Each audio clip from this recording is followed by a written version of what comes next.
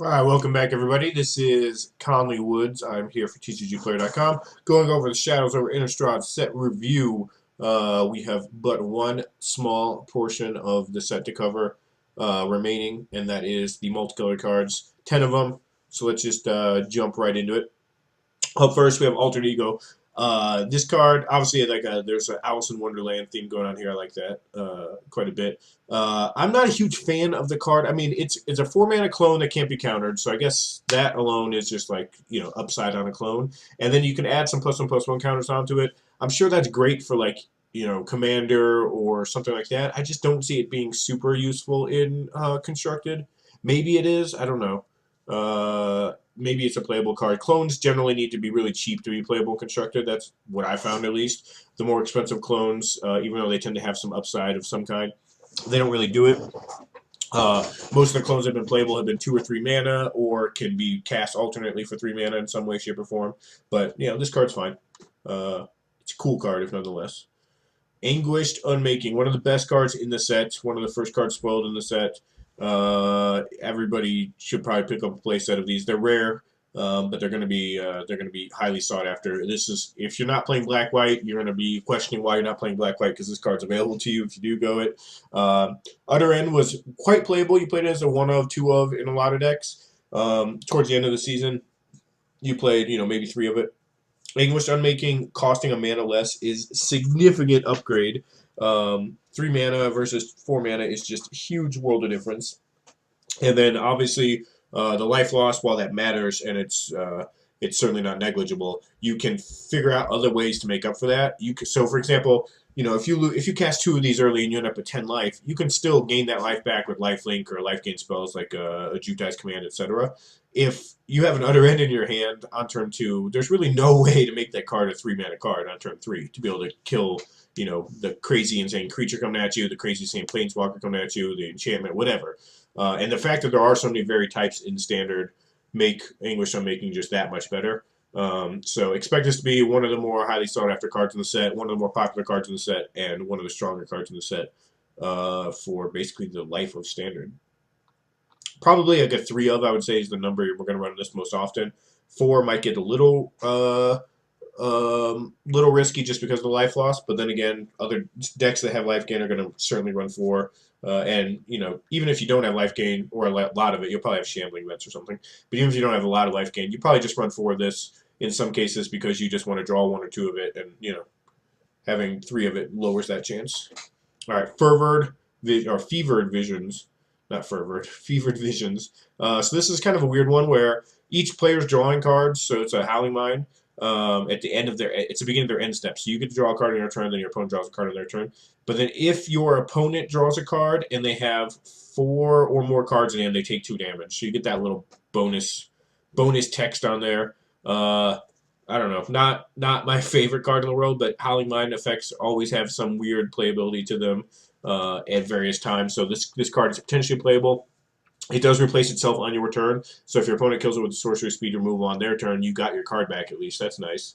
The clause about them taking 2 is whatever. I guess it's probably pretty good if you're in a control mirror. Maybe this is a playable card. You play the black one that makes each player discard a card most of the time, but maybe if you're a blue-red control deck, you decide that this is where you want to go. I'm not too sure. Probably awesome in Commander though, so enjoy that. Ooh, the Gitrog. So this is probably my favorite card in the set. For multiple reasons. One, it's a giant frog horror eating a person, as you can see. But in addition to that, it impacts lands. So as you can see here, I have a whole section called Get Wrecked. I'm going to sort by convert mana cost because these are all lands. So I think it's yeah. So I wish this triggered off your opponent's lands going into the graveyard for obvious reasons, because that's kind of my thing. But that said, this card is still awesome. So obviously reminds me of Spirit Monger, 5 mana 6/6. Death Touch is relevant, although not how relevant I'm not sure. It's kind of flavor text on the 6/6 as we've learned before on things like Grave Titan. But at the same time, occasionally it comes up mattering, like when you get into combat with a Kozilek or something. I don't know. But We have a downside of we have to sacrifice a land every single turn to keep this alive. Reasonable downside, like that's something that if there was no synergy with it whatsoever, you'd be willing to sacrifice a land a lot of times to keep a 5-drop creature alive because you don't need to keep making land drops necessarily after that, or advance your mana, I should say, after that, for a lot of decks. But then this lets you play an additional land each of your turns, so that already we're like, okay, so the turn I play this, I go up to 6 mana. Next turn I go down to 5 mana, up to 7 mana. So like you basically undo the downside of the first ability, outside of the fact that you need to have a steady flow of lands. But you get that steady flow of lands because every single time one of your lands goes into the graveyard from anywhere, you draw a card. Now, this is what's important to note from this is if 3 of your lands go to the graveyard at the same time via like a dredge, you only draw 1 card. But if you throw 1 land at a time via Molten Vortex, you draw a card per instance of doing that. So here I pulled up a bunch of cards that interact with sacrificing lands specifically, or putting lands in the graveyard specifically. Sylvan Scrying and Pulse of Marasa don't, but this tutors up lands that do, and this fetches back a land that does. All of these over here are lands that have self-sacrificing clauses, which is huge. So all the blighted lands will draw you a card when you sacrifice them, which gives them extra value, and they were already pretty playable and constructed. The ally encampment sacrifices to return an ally to your hands. Evolving Wilds is a pretty no-brainer with Gitrog. Foundry makes 2/2s. This returns a dragon. I put the creature lands down here as well because while they don't have a way to inherently get themselves in the graveyard, they have to be traded with or killed via removal. And if that happens, then you draw a card off them because they're still a land, even though they're a creature. We also have Sanctum of Ugin, which sacrifices itself automatically when you play a spell cost 7. Mirror Pool, which can sacrifice itself as well. Molten Vortex is probably the coolest thing to do with Gitrog Monsters. You just can keep paying a red and throwing lands at their face and drawing cards, and that seems insane. There's also Magmatic Insight, which draws you 2 cards already for discarding a land. So now if you discard a land to Gitrog Monster with a Gitrog Monster in play, and you can do this. Keep in mind, like you can play Gitrog Monster, play your 6th land immediately. You get a red land, play Magmatic Insight, discard a land card, draw a card off Gitrog Monster, and then draw 2 cards off Magmatic Insight. So you just go up +3 mana right there on the spot, plus a land drop even. So that's like a huge thing you can do. Cheap 1 mana play. You can also play Molten Vortex with that 1 mana. And then also World Breaker over here, which sacrifices lands to return itself from your graveyard to your hand. 1 land that isn't on here, obviously, because it's in the new set, is the Drownyard Temple, which works really well with Gitrog Monster, works really well with Molten Vortex and World Breaker, etc. So I'm really, really excited about Gitrog Monster. I think it'll probably be a modern playable card. I really want to pair it with Seismic Assault and see how good that deck is. Obviously, want to pair it with Life from Loam, just because Life from Loam is just awesome with it. The Dakmor Salvage is another card that you really, really want to play. Anyone that doesn't know Dakmor Salvage, check this out. Boom, boom, boom. All right, so it's a land with Dredge 2. So the way this works is if you sacrifice it, let's say I have this in play and I sacrifice it to Gitrog's triggered ability. I'm just going to use that for example. This goes to the graveyard. I have a draw trigger that I can replace with this Dredge, which will then put the top 2 cards of my my deck into my graveyard. If there's a land in that pile, I'll draw an additional card. If I have something like a Seismic Assault out, with that draw trigger on the stack, I can discard this to Seismic Assault, put this back in the graveyard, replace my draw trigger with, we'll draw another, I have another draw trigger on the stack, replace my original draw trigger that's sitting there with the Dredge on this, Dredge it again, and potentially just loop off. So as long as I'm hitting a land in the top 2 of the Dredge off Dakmor Salvage, I'm pretty much good to go. Also, I have additional lands in my hand that can trigger this, etc. So like there's a potential really awesome combo there that I want to explore. And yeah, this guy's just, I don't know, he's just awesome in every way, shape, and form. He's great with fetch lands, of course. Just all around sweet card, super fun to build around. Should be good in many formats. All right, we got the nerfed Invocation of Saints draft here. I mean, you throw this on a hexproof creature, and you're still in a pretty good position. You throw it on a cheap, aggressive creature in a decent position. I would have loved this for my Blue-White Auras deck. Throw this on a cloud form, and it would have been GG. But as is, this should see significantly less play than Geist of Saint Draft. It'll be niche at best. And I mean, it's not a weak card. It's just it's much more difficult to pull off. Geist was a self-enclosed thing. All right, Nahiri, the Harbinger. I don't really like this card. I think it's strong. I think it'll probably see play. I just don't like it because it has such a weird mishmash of abilities. So we have reverse loot here, which is fine. It's a red card. Then that's for +2.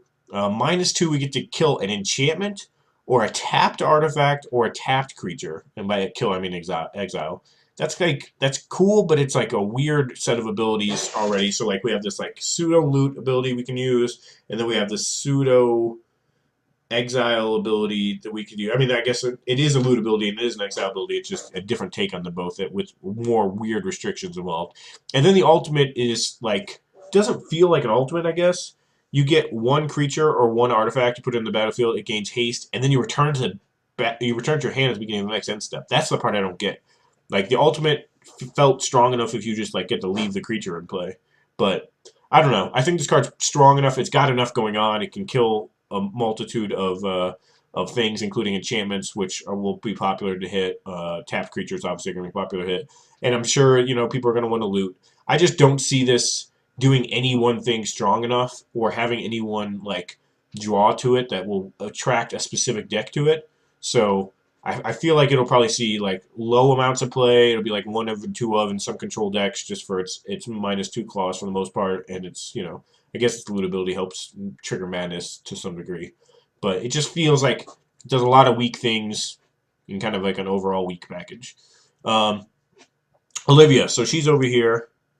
She's still on the screen, I guess. She's over here though, rocking out in this vampire deck for a couple good reasons. One, she's a 3/5 for 3. That's fine. 2, when another creature enters the battlefield under control, you can discard a card, give it +1/+1 counter, and that creature gains haste in addition to being a vampire. So in this vampire list, obviously everything is already a vampire, but giving your creatures +1/+1 counters, triggering your madness, and giving your things haste is so powerful in aggro. Also, another cool thing about this is because even though it's legendary, if you for some reason have like a million Olivias and you don't want to just discard one to this trigger, you can play another Olivia, which will trigger off of this ability, choose to keep the new Olivia, give it a +1/+1 counter and haste. So you can get an additional +1/+1 that way in like really weird spots where you have no other vampires in your hand and you're like shorter damage or something. But yeah, this is I don't know, it's a super strong card. It obviously works for non-vampires. This is a vampire deck over here. It's like tribal, which I expect to be in standard, but this works fine if you're just in a mid-range deck. Like, imagine following this up with a Siege Rhino type card, either a Mind Rack Demon or something like that. Like, Mind Rack Demon as a 5/6 haste is like pretty crazy on turn 4, and you have an Olivia out doing 3 damage as well. But yeah, this card feels like it's going to be quite annoying for quite a few people. It's got madness enabling on it. You don't have to take advantage of its trigger either. You can just enjoy your 3/3 for 3.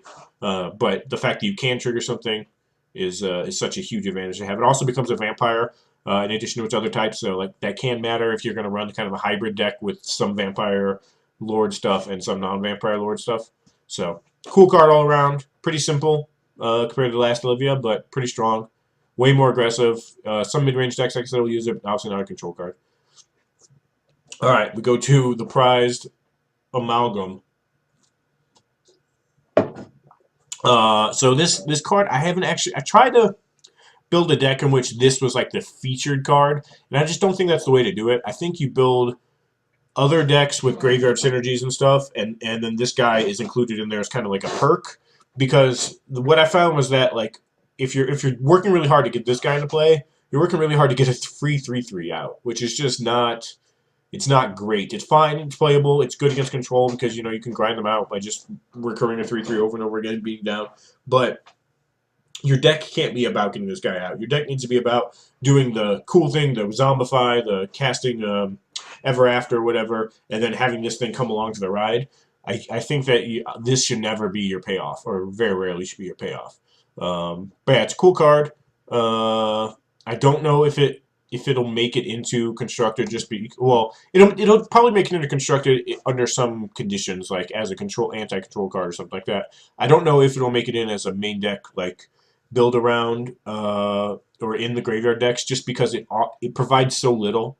Like a tapped 3/3 um, is not really a great thing to have in constructed. I mean, it's fine, I guess, but I don't know. Maybe this thing's fine. I'm not sold. All right, Sigarda. Let's pull up our humans. I have every human in the format right here. We're gonna combine all these guys.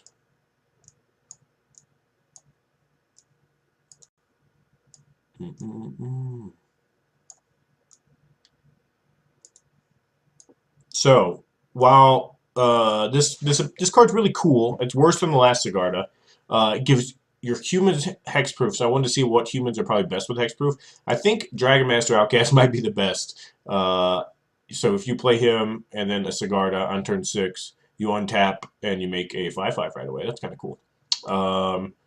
But there's other guys. A lot of the red cards are pretty good humans. Pia and Kieran. I mean, there's plenty of white cards that are humans. The thing is, they're just more aggressive, so giving them hexproof is not as relevant. Hexproof's like better on creatures that like have triggered abilities and stuff that want to stick around. Like all these cards are. I don't know why I pulled all foils, but like all these cards are fine. But you just don't need to give them hexproof. They're just beating down doing their thing. Reflector Mage with hexproof is like whatever. There's some cool blue cards, I guess. Jace is obviously a huge one to be able to give hexproof to. You might just play him in a deck with Sigarda naturally. A couple green cards over here too. Shaman's probably legit. You can cast a turn 4 Sigarda off of a Shaman who then gets protected. And then you're pretty close to formidable at that point too. Obviously you need a bunch more mana, but you already almost have the power in play. But yeah, kind of a cool card. I like its secondary ability. You can only exile creature or cards from your graveyard, but you don't need to exile creature cards. You can exile any card. So that's kind of nice. And you make sure you keep your Delirium and whatnot, but pretty powerful card. Should see play in mid-range decks. Way worse than the last Sigarda. But what are you going to do? All right, our final card, the Soron Grim Nemesis. I have been a big Soron fan forever. I played the original 6-mana Soron in I was going to say modern, but it's extended back in the day. So I love me a Soron. This guy, I'm not sold on, though. 6 mana is a lot.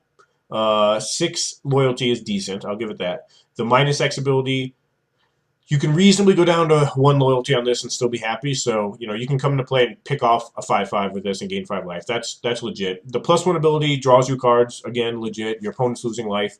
That it actually kind of sucks. Like, showing your opponent the card is, like, kind of poopy a lot of the time. But I think the way this sees play is, like, as a 1-of or a 2-of in control decks. Like, it's not Elspeth where you're playing it as a 3-of or 4-of and it wins you the game. But you can run this as like a cleanup walker that just draws you a few cards. Its ultimate is, it's an ultimate, I guess. It's like most control ultimates, it's a thing that might win you a game every once in a while, but you pretty much have won that game using the other 2 abilities.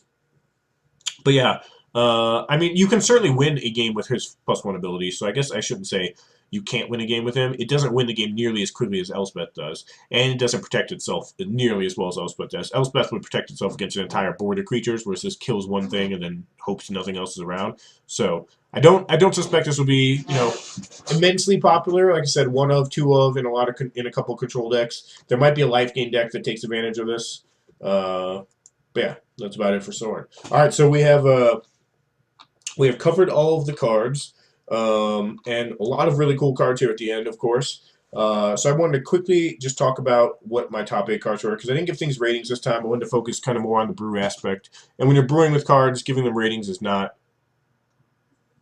that valuable, because you don't want to isolate anything. You don't want to rule out anything, and that's kind of what ratings tend to do. But I did a quick top 8 list, and this is where I got. There's a couple of cards in here you might not expect, like Pieces of the Puzzle and Asylum Visitor, that other people might not have. But overall, I think this is a pretty solid list. I put Traverse the Ulvenwald in here because I assume it's just going to be busted in Modern or Standard. It's a 1-mana Worldly Tutor that also is non-basic land tutor. It seems like the Delirium card. Like if you really want to get Delirium, this just feels broken. But yeah, all these cards feel like they're just going to crush Standard and probably Modern in a lot of cases. Like Declaration in Stone, I would be surprised if that doesn't see Modern play. Pieces of the Puzzle could see Modern play, although it's a sorcery, so I'm not certain of that. Traverse, certainly. Gitrog Monster, certainly. Anguish Unmaking, probably. I would kind of be surprised if it didn't see modern play. Avacyn might not. I'll cut her some slack. And then Arlen and Asylum Visitor both could easily see modern play, although Arlen is fighting against Huntmaster, the fellas there.